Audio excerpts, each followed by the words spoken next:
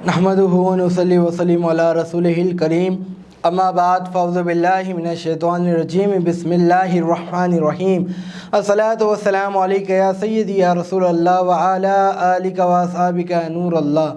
नामे मोहम्मद सल्ले अला आँखों की ठंडक दिल की जिला, आओ उनका ज़िक्र करें जो हैं दाफ़ा रंज बला।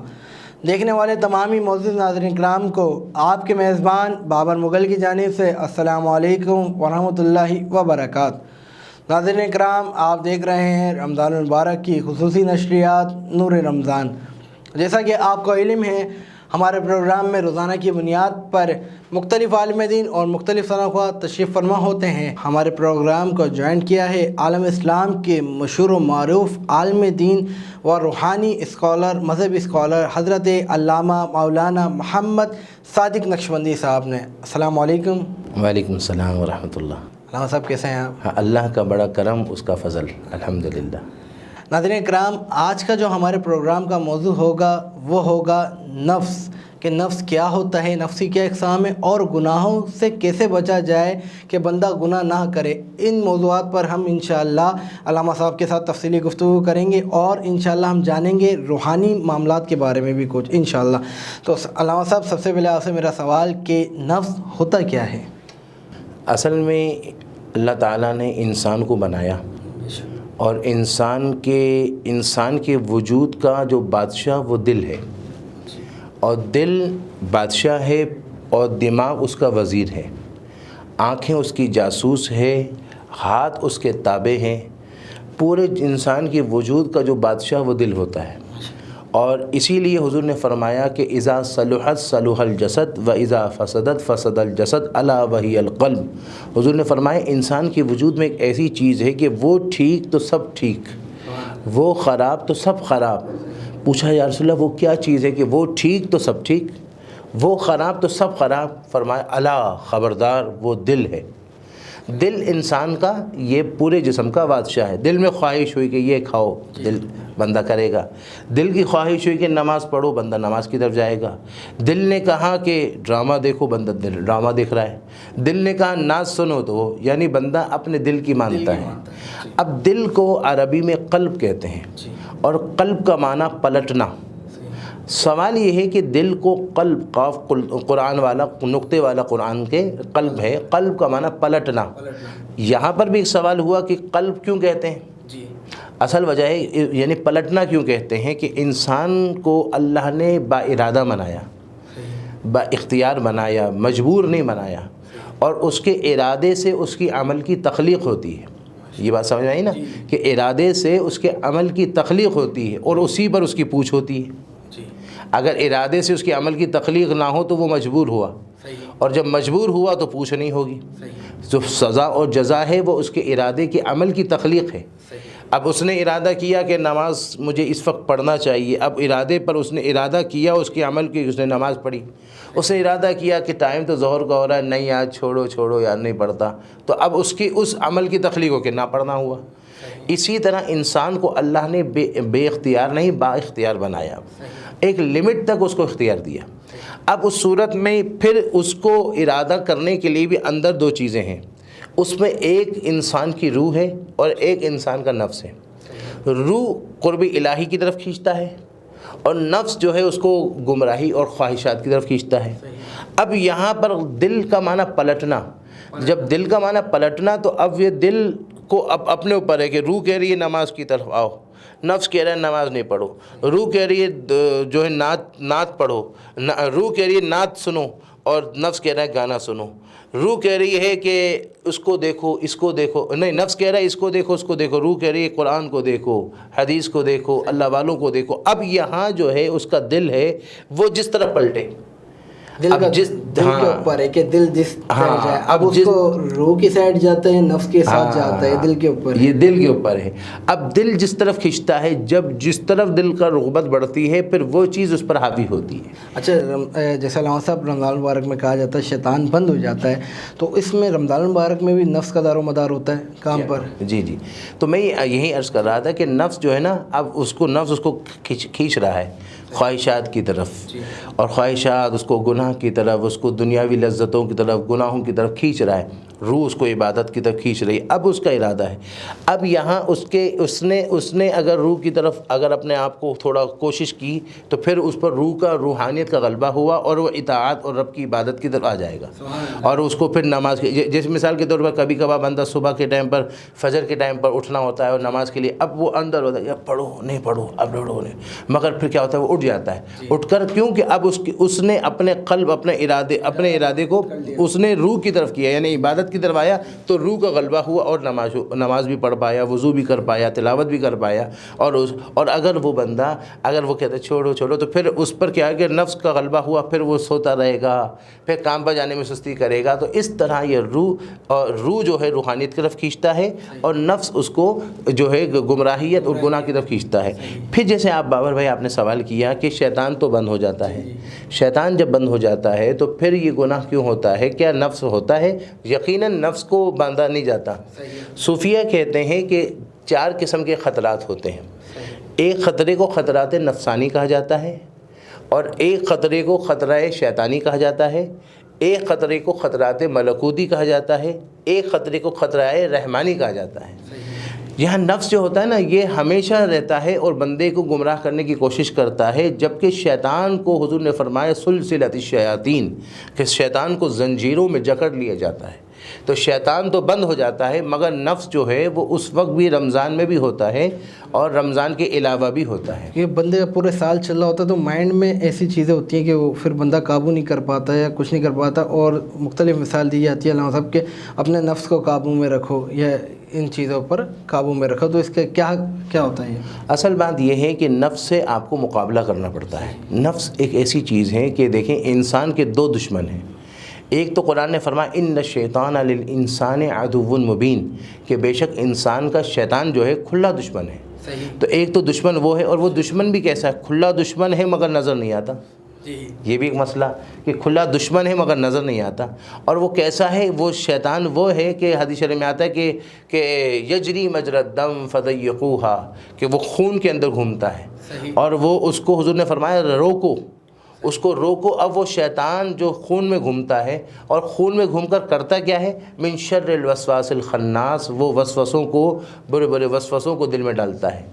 اسی لیے امام غزالی رحمۃ اللہ علیہ فرماتے ہیں کہ ہر ایک انسان کے ساتھ ایک فرشتہ ہوتا ہے اور ایک شیطان ہوتا ہے. فرشتے کا نام ملہم ہوتا ہے اور شیطان کا نام موسس ہوتا ہے. ملہم جو فرشتہ ہوتا ہے جو آپ کو اچھی طرف گائیڈ کرتا ہے اس کو الہام کہا جاتا ہے، اور موسس جو ہوتا ہے جو آپ کو بری طرف لے کر جاتا ہے اس کو وسوسہ کہا جاتا ہے. تو شیطان آپ کا جو ہے وہ گمراہیت کی طرف لے کر آتا ہے اور وہ گمراہیت کی طرف آتا ہے. ایک دشمن تو شیطان ہوا، اور دوسرا دشمن جو ہے وہ نفس ہوا. اور کیسا ہے؟ اس کو قرآن نے عامر نہیں کہا بلکہ امارہ کہا. عامر کہتا ہے حکم دینے والا، مگر ابھی حکم دیا مگر پھر اس کے بعد کچھ وقفے کے ساتھ حکم دیا، پھر کبھی جب موڈ ہوا حکم دیا. وہ عامر ہوتا ہے کہ بھائی ابھی حکم دے دیا کہ یہ کرو، پھر اس کے بعد آدھا گھنٹے بعد حکم دیا کہ یہ کرو. یہ عامر ہوتا ہے. مگر امارہ اسے کہتے ہیں کہ بار بار حکم دینے والا، بار بار حکم دے رہا. ان النفس لامارۃ بالسوء کہ بے شک نفس امارہ برائی کا بار بار حکم دیتا ہے. جب وہ بار بار حکم دیتا ہے تو ہمیں بار بار لہجہ لہجہ اپنے آپ کو چوکنا رکھنا ہوگا.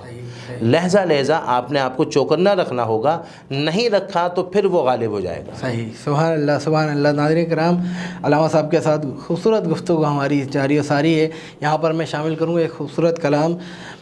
لو مدینے کی تجلی سے لگائے ہوئے ہیں، لو مدینے کی تجلی سے لگائے ہوئے ہیں، دل کو ہم مطلع انوار بنائے ہوئے ہیں.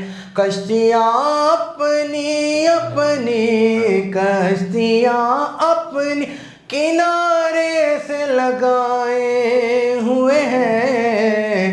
کیا وہ ڈوبے جو محمد کے ترائے ہوئے ہیں، کیا وہ ڈوبے جو محمد کے ترائے ہوئے ہیں. ڈوب سکتی نہیں طوفان کی طغیانی میں، جس کی کشتی ہو میرے آقا کی نگہبانی میں، اور مجھ کو طوفان کی موجوں کا کیا ڈر ہو، وہ پلٹ جائیں گی اپنا رخ پلٹ کر، کیا وہ ڈوبے جو محمد کے تیرائے ہوئے ہیں۔ اور ایک جھلک آج دکھا اے گنبد خضرا کے مکی، کچھ بھی ہے دور سے دیدار کو آئے ہوئے ہیں، کچھ بھی ہے دور سے دیدار کو آئے ہوئے ہیں، لو مدینے کی تجلی سے لگائے ہوئے ہیں۔ قبر کی نیند سے اٹھنا کوئی آسان نہ تھا، ہم تو محشر میں انہیں دیکھنے آئے ہوئے ہیں، لو مدینے کی تجلی سے لگائے ہوئے ہیں۔ اور کیوں نہ پلڑا تیرے اعمال کا باری ہو نصیب، اب تو سرکار بھی میزان پہ آئے ہوئے ہیں، لو مدینے کی تجلی سے لگائے ہوئے ہیں، دل کو ہم مطلع انوار بنائے ہوئے ہیں۔ ماشاءاللہ۔ ناظرین کرام، یہاں پر وقت ہوا ہے ایک چھوٹے سے بریک کا، انشاءاللہ حاضر ہوتے ہیں بریک کے بعد۔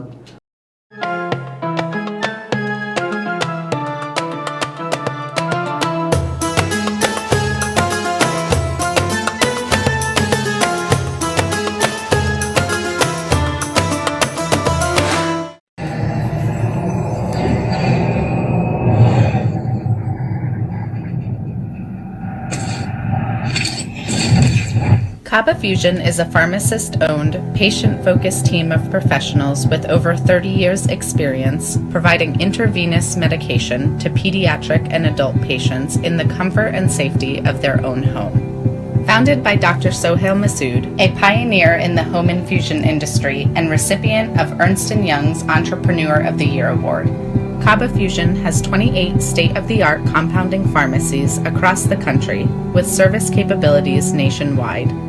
Specializing in IVIG, SCIG, and acute therapies, our highly skilled infusion nurses are present throughout your treatment, and our clinicians are on call 24 hours a day. Please visit us at kabafusion.com for more information.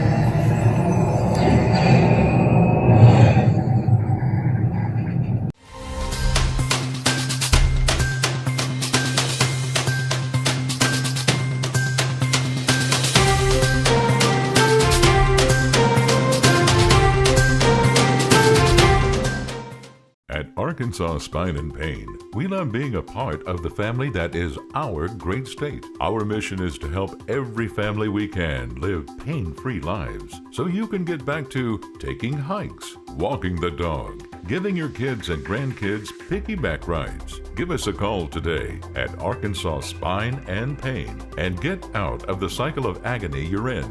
You deserve to get your life back ASAP.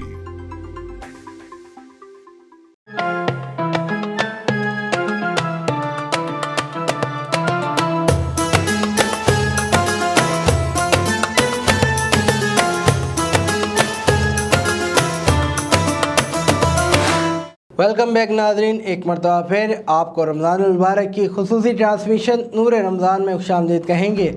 Break میں جانے سے قبل جیسا کہ ناظرین آپ نے دیکھا، ہماری گفتگو کا سلسلہ علامہ صاحب کے ساتھ جاری و ساری ہے۔ اسی سلسلے کو آگے بڑھاتے ہیں اور علامہ صاحب سے بات چیت کرتے ہیں اسی موضوع کے حوالے سے۔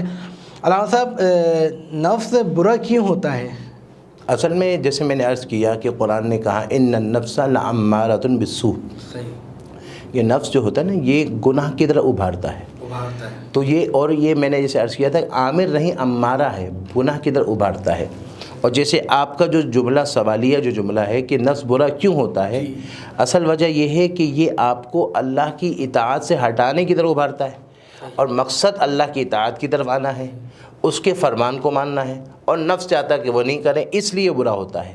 اور پھر یہاں پر یہ ہے کہ حضور علیہ الصلوۃ والسلام فرماتے کہ مجھے اپنی امت سے اس بات کا خوف نہیں ہے، مجھے اس بات کا خوف ہے کہ یہ خواہشات کی جو ہے بہت کریں گے اور آرزوؤں کی تمنا بڑی کریں گے، چونکہ اب خواہشات کو منع کیا اور آرزوؤں کی تمنا سے منع کیوں کیا گیا کہ خواہش جو ہے وہ بادشاہ کو بھی غلام کر دیتی ہے، اور اصل چیز جو ہے وہ خواہش نہیں ہونی چاہیے، قناعت ہونی چاہیے، کیونکہ خواہش بادشاہ کو بھی غلام کر دیتی ہے اور قناعت غلام کو بھی بادشاہ بنا دیتی ہے۔ تو اب یہاں پر یہ ہے کہ یہ خواہش جو ہے نا بندے کو آرزویں بڑھاتی ہیں، اور آرزو بڑھاتی ہے، اور امیدیں جو ہوتی ہے وہ بندے کو آخرت کی طرف سے جو لمبی لمبی امیدیں نا وہ آخرت کو بھلا دیتی ہے۔ وہ کہتا ہے کہ بس اسی میں لگا رہوں، یہ ہے وہ ہو، یہ کر لوں، بس دنیاوی میں لگا رہتا ہے، حتیٰ کہ اسی دنیا کی لہو و لعب اور دنیا کی طلب میں وہ مستغرق ہوتا ہے کہ ایک دن ہوتا ہے کہ قرآن فرماتا ہے کہ وہ ہے نا اذا نودی للصلاۃ من یوم الجمعہ فاسعوا الی ذکر اللہ وذروا البیع،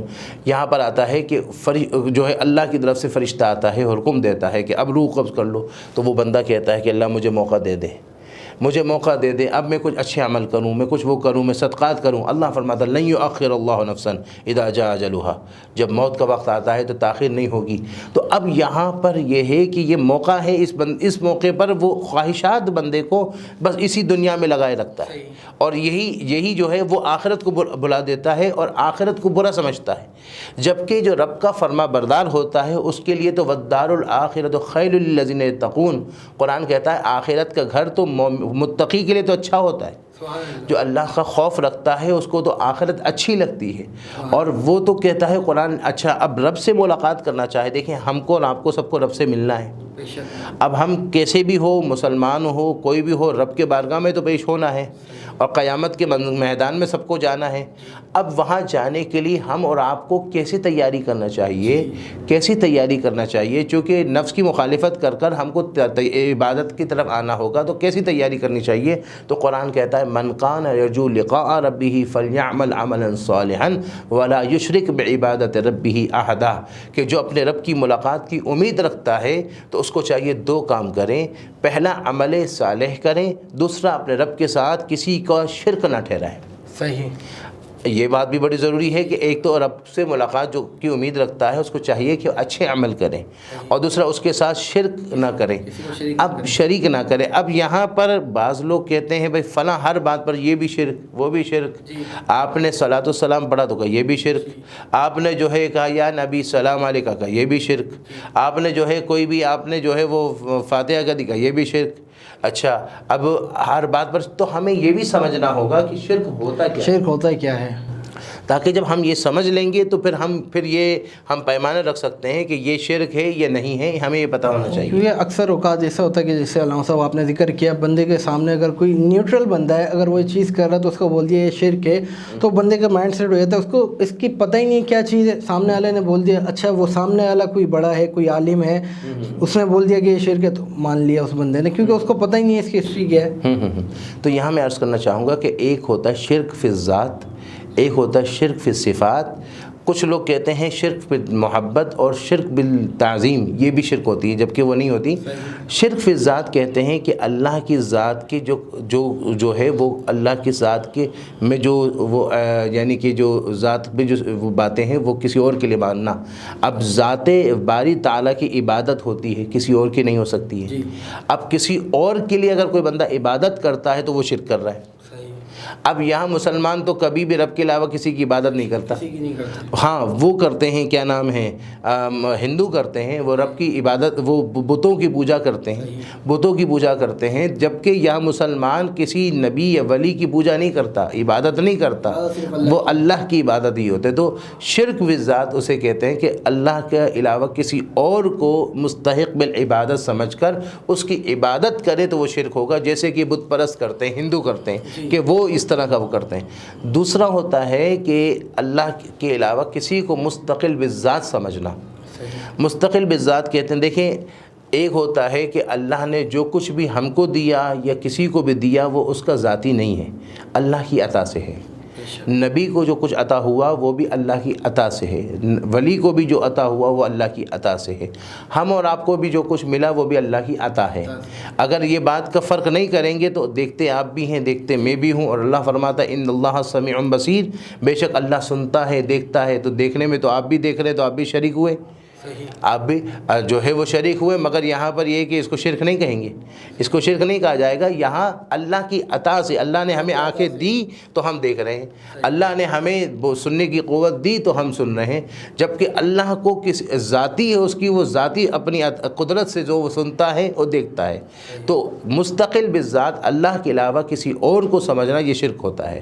تیسرا ہوتا ہے واجب الوجود، کہ اس کا وجود کو لازم سمجھا جائے، جو اللہ کے علاوہ کسی واجب الوجود ذات اللہ ہی کی ہے، کہ وہ ہمیشہ سے ہے، ہمیشہ رہے گا، اور وہ اس کا وجود ہے. کہ یہ نہیں ہے کہ آج تھا اور پہلے نہیں تھا، ایسا نہیں ہے. اللہ ہمیشہ سے تھا، ہمیشہ رہے گا، ہمیشہ سے ہے، ہمیشہ تک ہوگا. کوئی اور ذات ایسا نہیں جو ہمیشہ سے تھی، ہمیشہ رہے گی، ہمیشہ سے ہے، ہمیشہ سے ہوگی، ایسا نہیں. واحد ذات اللہ کی ہے. کسی اور کے لیے اگر مانیں گے تو وہ شرک ہو جائے گا. تیسرا ہے قدیم.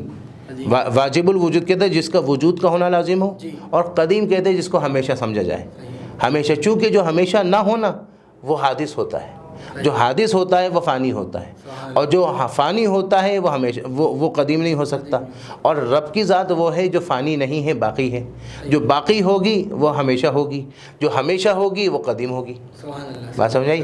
تو اس حوالے سے اللہ کی ذات کے بارے میں کسی اور کے لیے اگر یہ نظریہ رکھا جائے تو پھر وہ شرک ہوگا. یہاں پر یہ ہے شرک فی الذات. پھر ہے شرک فی الصفات. شرک فی الصفات کہتے ہیں کہ اللہ کی صفات میں سے آپ جو ہے وہ کسی اور کو شریک کریں. اب اللہ کی صفات میں اللہ علم رکھتا ہے، اللہ حی ہے، اللہ قدرت رکھتا ہے، اللہ سمیع ہے، اللہ بصیر ہے. یہ سب اس کی صفات حقیقی ہے. اللہ کی عطا سے بندہ حی ہے، زندہ ہے. اللہ کی عطا سے بندہ علم رکھتا ہے، اللہ کی عطا سے بندہ سنتا ہے، اللہ کی عطا سے بندہ کرتا ہے. ہاں. اس میں ذاتی کا صفت نہیں آئے گی، اس میں وہ آئے گی. اب اگر کوئی کہتا ہے کہ تم حضور علیہ الصلوۃ والسلام کو تم محبت میں اللہ کے برابر کرتے ہو، تو پھر یہاں سوال ہوگا کہ آپ نے محبت کا پیمانہ بنایا کیا ہے؟ آپ نے کیا محبت اتنی ہوتی ہے، محبت چکور ہوتی ہے، محبت گول ہوتی ہے، محبت لمبی ہوتی ہے؟ محبت کا پیمانہ کیا بنایا ہے؟ پھر آپ کہیں گے یہ محبت کا پیمانہ یہ جو ہے اس سے زیادہ اگر ہوگا تو شرک ہوگا. محبت کا تو کوئی پیمانہ ہی نہیں ہے. آپ جو کہتے ہیں شرک فی المحبت، شرک فی المحبت میں جو ہے وہ محبت کا کوئی پیمانہ ہو، جبکہ پیمانہ تو ہے ہی نہیں ہے. صرف فرق یہ ہوگا کہ اللہ کی محبت جو ہوگی وہ لامحدود ہوگی، اور اللہ کے محبوب کی محبت اللہ کے سامنے اگر لائیں گے تو وہ محدود ہوگی. سبحان اللہ. اور اللہ کے بارے میں جو بھی آپ کی نظریہ ہوگا وہ غیر فانی ہوگا، جو ہمیشہ سے ہے. اور کسی اور کے لیے ہوگا تو وہ فانی ہوگا. اللہ کے لیے ہوگا تو ذاتی ہوگا، اللہ کی بندے کے لیے ہوگا تو عطائی ہوگا. تو کوئی بھی محبت، کوئی بھی صفت کسی بھی نبی کے لیے ہوگا تو وہ اس کی عطا کا ہوگا، اور پیمانے کو مخصوص نہیں کر سکتے. اور دوسرا، آپ کی محبت اللہ سے محبت کا جو وسیلہ ہے اس سے محبت بھی اسی کی وجہ سے تو ہے. ہم بات سمجھ آئی کہ اس کی وجہ سے ہی محبت ہے. اسی لیے حضور نے یہاں تک فرما دیا ما اخاف علیکم ان تشرکوا باللہ، مجھے تم سے شرک کا خوف نہیں ہے مسلمانوں. تو اب حضور فرماتے ہیں مجھے تم سے شرک کا خوف نہیں، اور کوئی اور کہتا ہے کہ تم لوگ مشرک ہو. تو اب اس صورت میں آپ حضور کی مانو یا کسی کھجور کی مانو؟ حضور کی مانیں گے، حضور کی مانو گے، کائنات حضور کے لیے بنی ہے. تو حضور کی مان جائے. اور حضور فرماتے ہیں مسلمانوں سے، امت مصطفیٰ سے فرمایا ما اخاف علیکم ان تشرکوا باللہ شیئا، مجھے تم سے کوئی خوف نہیں. خوف کس بات کا ہے؟ خواہش کے پیچھے پڑو گے اور لمبی لمبی جو ہے آرزو کرو گے، اس بات کا مجھے خوف ہے. ناظرین کرام، یہاں پر وقت ہوا ہے ایک چھوٹے سے بریک کا. انشاءاللہ حاضر ہوتے ہیں بریک کے بعد.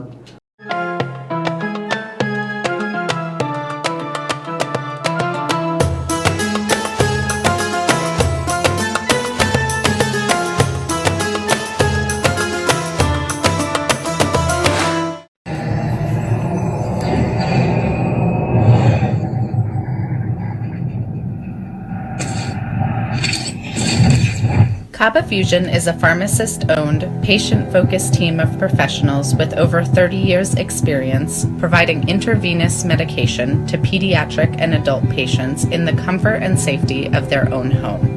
Founded by Dr. Sohail Masood, a pioneer in the home infusion industry and recipient of Ernst & Young's Entrepreneur of the Year Award, Kaba Fusion has 28 state-of-the-art compounding pharmacies across the country with service capabilities nationwide. Specializing in IVIG, SCIG, and acute therapies, our highly skilled infusion nurses are present throughout your treatment, and our clinicians are on call 24 hours a day. Please visit us at kabafusion.com for more information.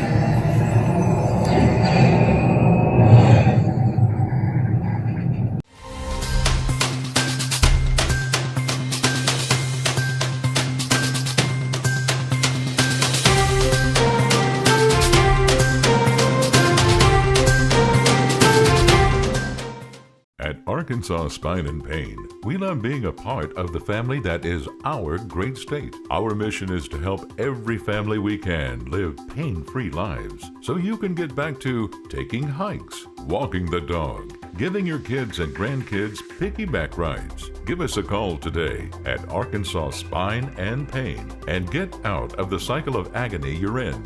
You deserve to get your life back ASAP.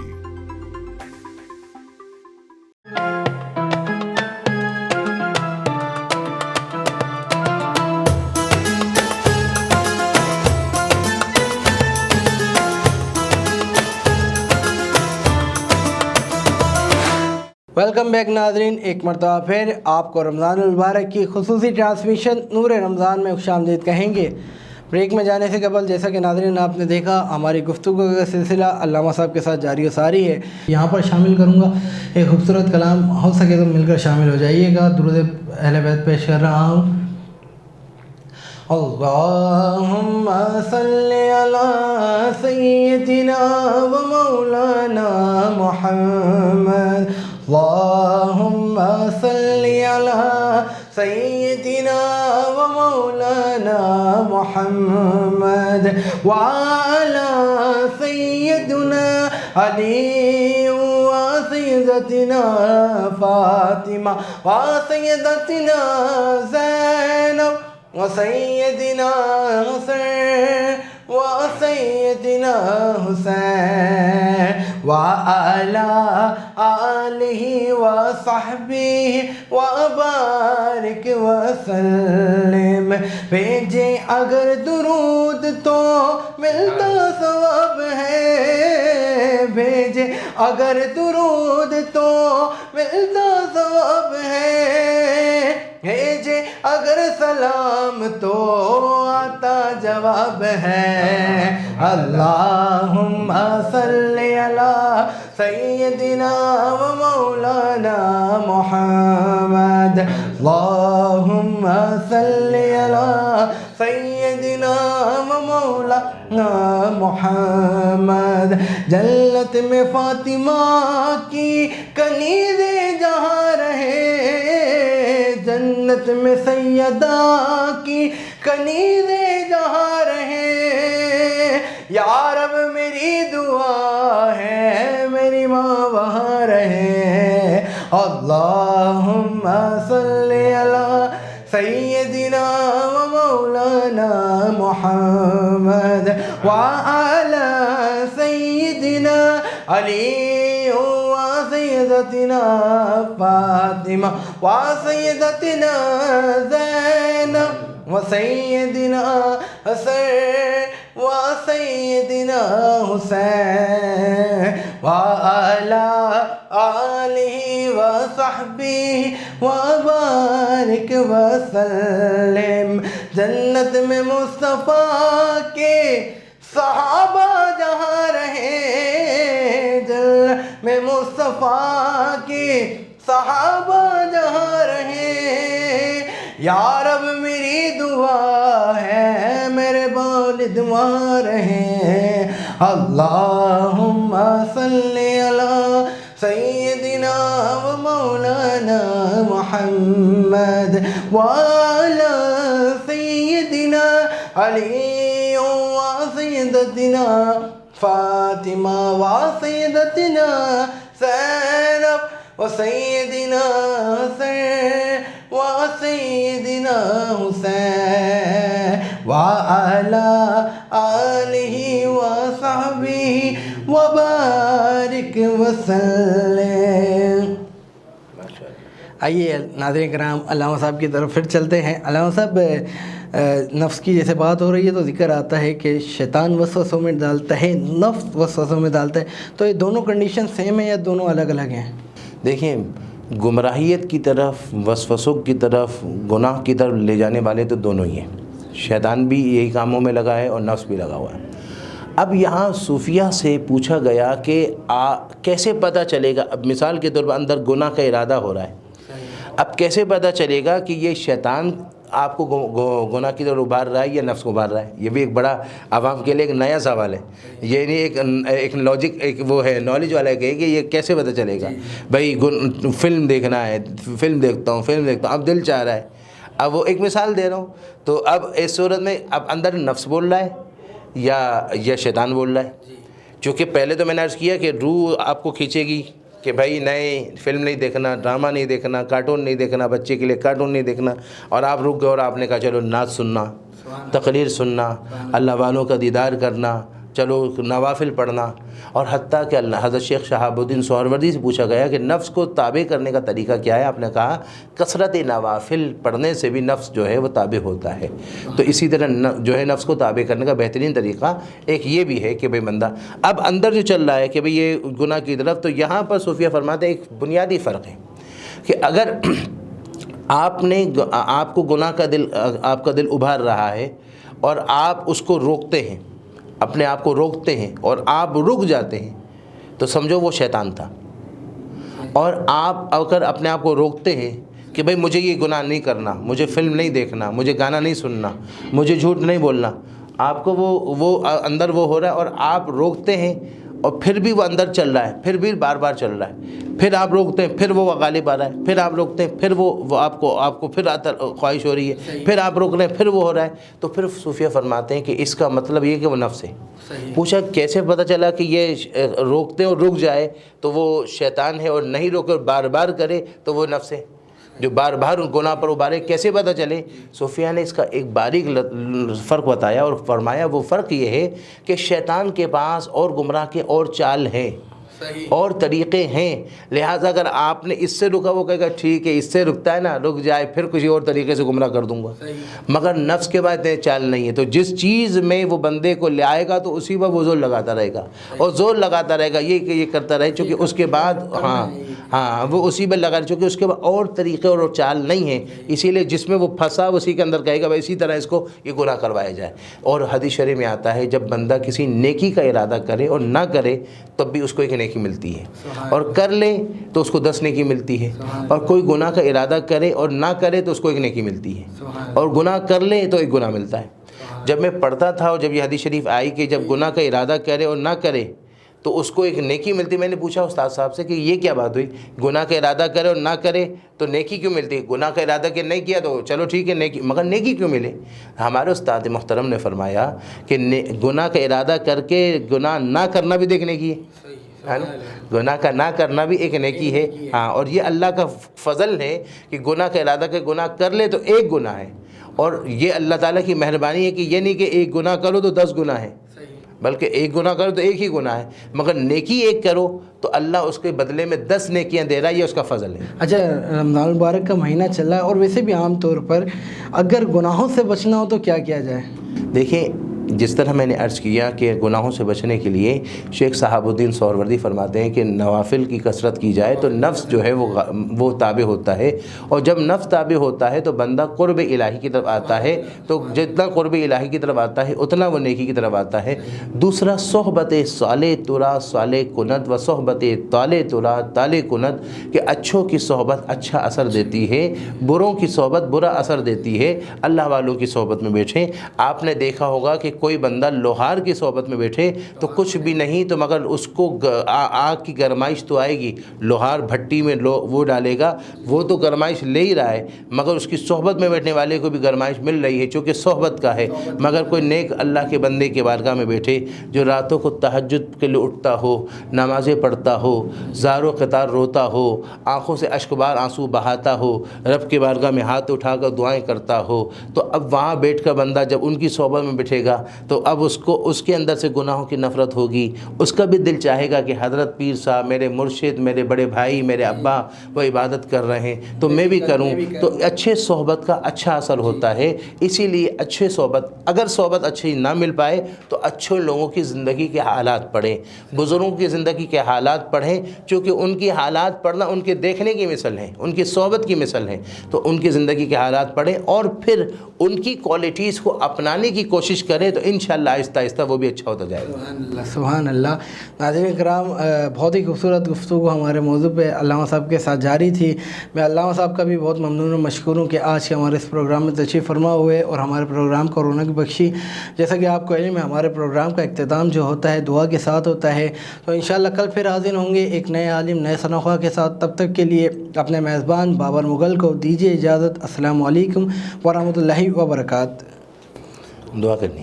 اللہم صلی علی سیدنا محمد النبی الامی الطاہر المطہر وعلی آلہ وسلم۔ پیارے اللہ، یہ رمضان المبارک کا مقدس مہینہ ہے، اس کے لمحے لمحے عبادت کے ہیں۔ اے اللہ، ہمیں لمحہ لمحہ عبادت میں گزارنے کی توفیق عطا فرما، تیری اطاعت میں گزارنے کی توفیق عطا فرما، نفس کے شر سے محفوظ اور معمون فرما، اور تیری طرف سے عطا کردہ نعمتوں پر شکر کرنے اور تیری طرف سے آنے والی زحمت اور تکلیفوں پر اور مصائب پر جو ہے وہ صبر کرنے کے اللہ توفیق عطا فرما۔ اے اللہ، آفات و بلیات سے ہم سب کو محفوظ و معمون فرما، اور اے اللہ تیری یاد میں رونے والی ہمیں آنکھیں عطا فرما، اور اے اللہ نفس کے شر سے محفوظ فرما، شیطان کے شر سے محفوظ فرما۔ اس حوالے سے ہمارے جو احباب جو پروگرام کی کوششیں اور کاوشیں کر رہے ہیں دینی حوالے سے، ان کو اے اللہ کامیابی اور کامرانی عطا فرما، اور ہم سب کو دین کی اخلاص اور للہیت کے ساتھ کام کرنے کی توفیق عطا فرما، اور اس کا نتیجے میں ہمیں اے اللہ تیری رضا اور تیرے محبوب کی رضا اور ان کی نگاہ کرم اور تیرا فضل عطا فرما۔ اے اللہ، جو میں ویکھا عملہ ولنو کچھ نہیں میرے پلے، تو ہمارے ہاتھ میں کوئی عمل کا کوئی وہ نہیں ہے، کچھ نہیں ہے۔ اے اللہ، اب تیرے فضل کے طلبگار ہے، تیری رحمت کے طلبگار ہے، اپنی رحمت سے مالا مال فرما، حضور کی نگاہ کرم عطا فرما۔ صلی اللہ تعالی علی خیر خلقہ ونور عرشہ وزینت فرشہ محمد مبارک وسلم برحمتک یا ارحم الراحمین۔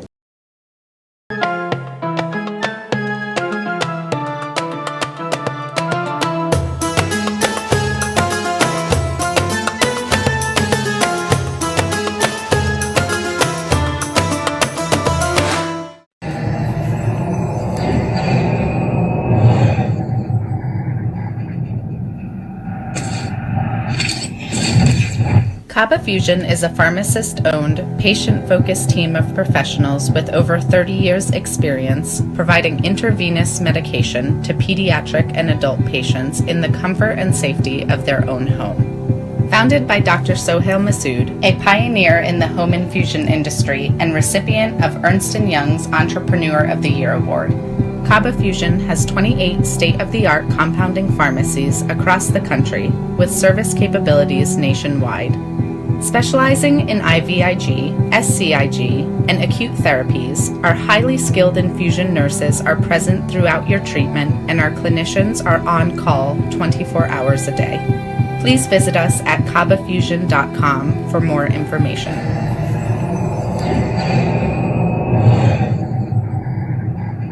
At Arkansas Spine and Pain, we love being a part of the family that is our great state. Our mission is to help every family we can live pain-free lives so you can get back to taking hikes, walking the dog, giving your kids and grandkids piggyback rides. Give us a call today at Arkansas Spine and Pain and get out of the cycle of agony you're in. You deserve to get your life back ASAP.